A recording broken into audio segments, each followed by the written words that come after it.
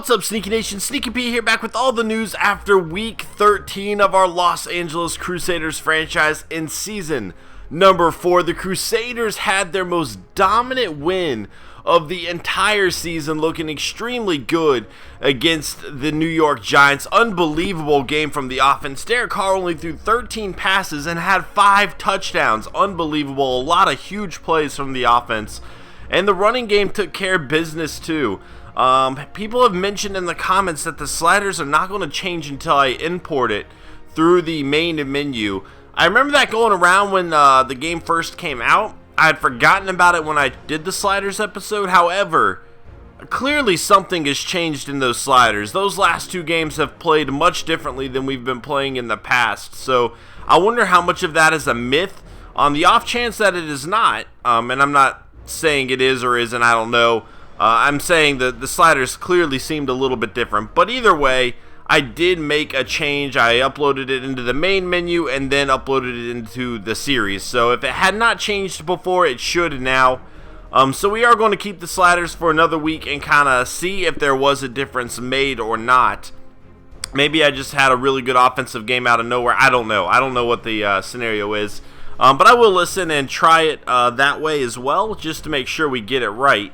Again, let's go ahead and keep working on these cornerbacks, man. I'm going to need them big time in the playoffs.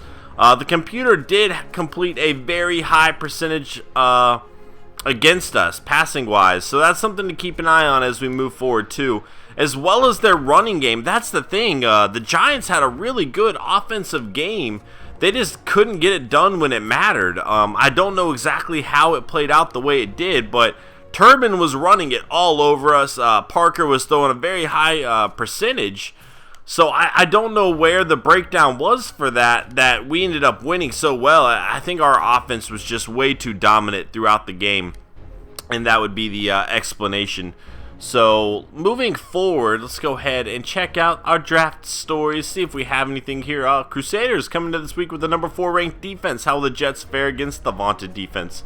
Hopefully not too well. And it looks like we have already seen that draft story and that draft story, so nothing new there. Let's go ahead and scout a little bit. I don't want to scout a whole lot, but I guess we don't have too many points to work with anyway. I do want to save some points as we move forward. Hassan Spence is catching my eye. Let's go ahead and see where this quarterback, there we go, cornerback. Alright, so he doesn't have a whole lot of height. Could be a big reason as to why. Yeah, look at this. I mean, but he could be a potential player because his catch has to be incredible. Oh, his catch isn't even that good. You would think if he was playing wide receiver. I bet his development is really high if I had to guess. So right now you can't really work too much with that, man, especially at that size. So I don't know that he's going to be worth getting. Maybe in a spot situation, like if you're going to play him at nickel. I don't know. I don't know where we would fit him into this team, to be quite honest. 6'2", I like the size from this guy. Let's check this out. Good speed, good acceleration. Man coverage is pretty good. Zone coverage is pretty good. We're talking about a 7th round pick right here. Definitely worth looking into here. For a 7th round, that guy has definitely got a lot of talent, so somebody to keep an eye on. Tight ends. What are we doing here? Might as well scout him out. See what we can get. Jumping, alright. Acceleration, catching, okay. Pass block, run block, alright, not bad. I know a lot of people love these 6'7" guys. They were mad when I didn't draft one last year. Okay. Not great, not bad. Another 6'7" guy. Mark Hankins. Let's see what we got here. Not great catch, but I mean, that's something you could always work on too, you know. But yeah, everybody loved their 6'7" guys in that last draft. We didn't end up getting the guy everybody wanted. He seemed to be okay, nothing spectacular. But definitely a few players here that we can look at as we move forward. We could check out Charlie Florence as well. See what he has to offer. Alright, not bad. What else should I scout? We are getting a little bit older along the offensive line. A replacement might be necessary at some point. Strength. Oh, man. This guy looks like he's probably going to be a pretty good player if I had to guess. Oh, not a good awareness, but that can always be improved. Let's go ahead and check out the weekly awards. Get going into that a little bit. See what we have. And I have a feeling we're going to have some players in here because we had an outstanding week there. Both Derek Carr and Reynard Ray. Matt Ryan, 44 of 63, 477 yards, 3 touchdowns. Vaccaro, 11 tackles, 1 interception, 2 fumbles forced. Reynard Ray getting it done, 11 tackles, 1 interception, 1 fumble forced.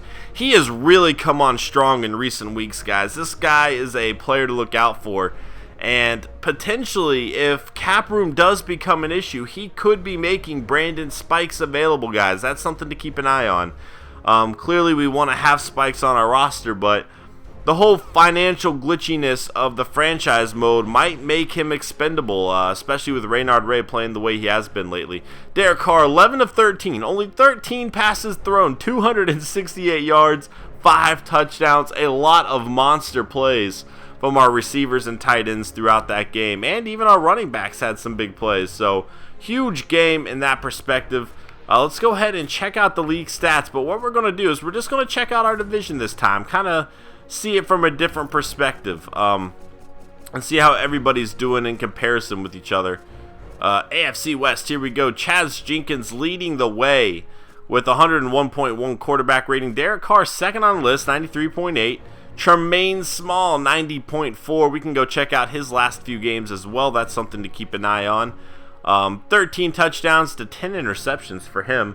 And Philip Farrell, 15 touchdowns to 13 interceptions. So Chaz Jenkins far and away playing the best right now.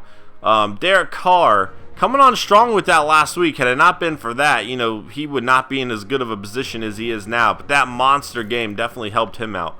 Rushing the ball, we knew Devin Golden would be on top here. 5.1 yards a carry, 9 touchdowns, 14 touchdowns for Andre Brown down here.